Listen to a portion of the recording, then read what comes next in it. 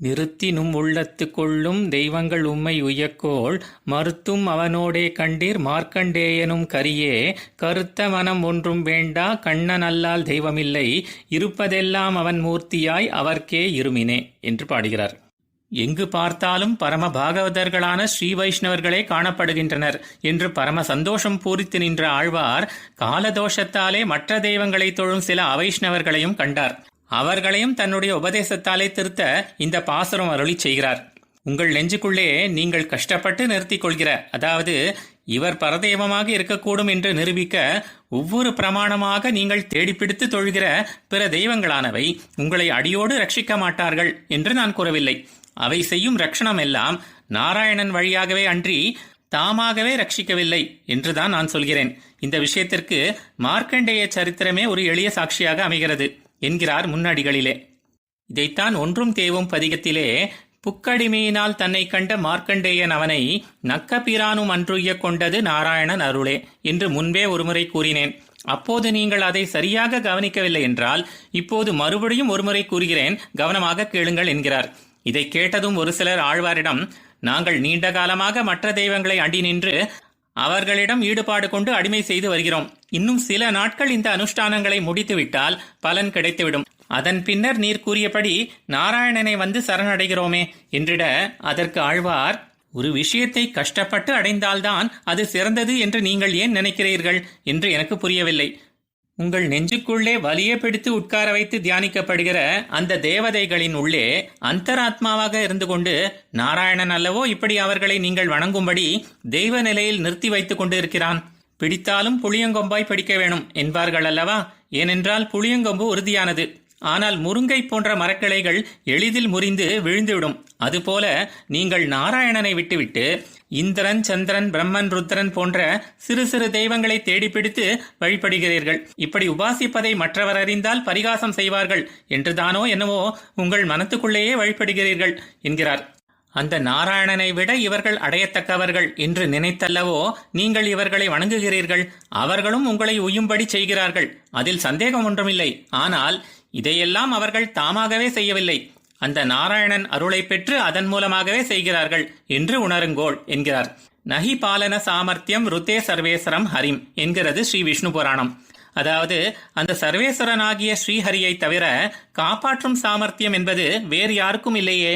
நீங்கள் நம்பவில்லை என்றால் அடுத்ததாக இதற்கு சாட்சியாக மார்க்கண்டேய சரித்திரத்தை கூறுகிறேன் என்கிறார். மார்க்கண்டேயன் நெடுநாள் ருத்ரனை ஆராதித்து ஒரு நாள் சென்று மோட்சம் கேட்க அவனிடம் ருத்ரன், நீ நெடுநாள் நம்மை துதித்தாய், இது பாழாய் போகக்கூடாது. இதுவரைக்கும் இந்த உலக விஷயங்களை வேண்டினாய், நானும் கொடுத்தேன், அதுவும் நாராயணன் அருளால். இப்போது என்னிடம் மோட்சம் கேட்கிறாய். உனக்கு மட்டுமல்ல, எனக்கு வேண்டுமானாலும் மோட்சத்தை அந்த நாராயணனால் மட்டும்தான் தர முடியும் என்று நாராயணன் பக்கலிலேயே கொண்டு சென்று அவன் விருப்பத்தை நிறைவேற்றி தந்தான் ருத்ரன். ஆக இதில் மார்க்கண்டேயனே சாட்சி என்கிறார் ஆழ்வார். இப்படி மார்க்கண்டேய சரிதம், பஸ்மாசுரன் கதை போன்றவற்றை உள்ளது உள்ளபடி தெரிந்து கொண்டால்தானே உங்களுக்கு உண்மையான பரதெய்வம் யார் என்பது புரியும் என்று ஆழ்வார் இப்படி சொல்ல கேட்டவுடன் தேவதாந்திர பஜனம் பண்ணி தெரிந்த இவர்களின் முகம் கருத்து போனது. நாம் இது நாள் வரைக்கும் துதித்த தெய்வத்திற்கு ஒரு குறை இருக்கிறது என்று சொல்கிறாரே என்று அவர்களுக்கு முகமும் கருத்து மனமும் கருத்தபடியை கண்ட ஆழ்வார், கருத்த மனம் ஒன்றும் வேண்டா என்று அவர்களின் கண்ணீரை துடைக்கிறார் 3ஆம் வரியிலே.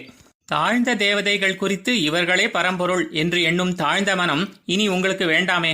மார்க்கண்டேயனைப் போல நீங்களும் நிதர்சனமான உண்மையை புரிந்து கொண்டு மனம் திருந்துங்கோள் என்கிறார்.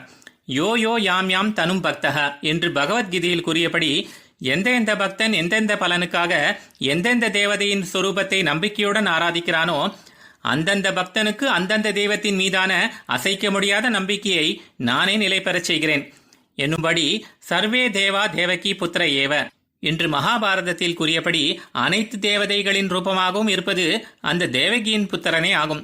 அவனுக்கு சரீரங்களாக இருந்து அவனால் இயக்கப்படுவது அல்லாமல் சுதந்திரமாக உள்ள தேவதை என்று வேறு யாரும் இல்லை என்று இப்படி நீங்கள் எந்த ஒரு தேவதையை வேண்டினாலும் அது கண்ணனின் சரீரம்தான்.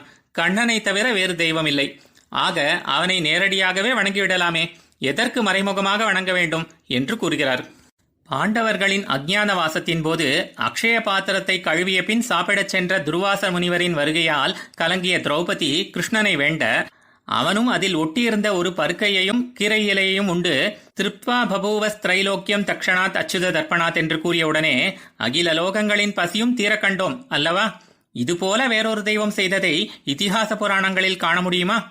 சரி, ஒருவேளை நான் இவ்வளவு கூறியும் நீங்கள் உங்களுடைய மனதை மாற்றிக்கொள்ள விருப்பமில்லை என்றால், நீங்கள் தேவதாந்திரங்களை உத்தேசித்து செய்கிற பூஜைகளை வேண்டாம் என்று நான் மறுக்கவில்லை, தாராளமாக செய்யுங்கோள் என்கிறார்.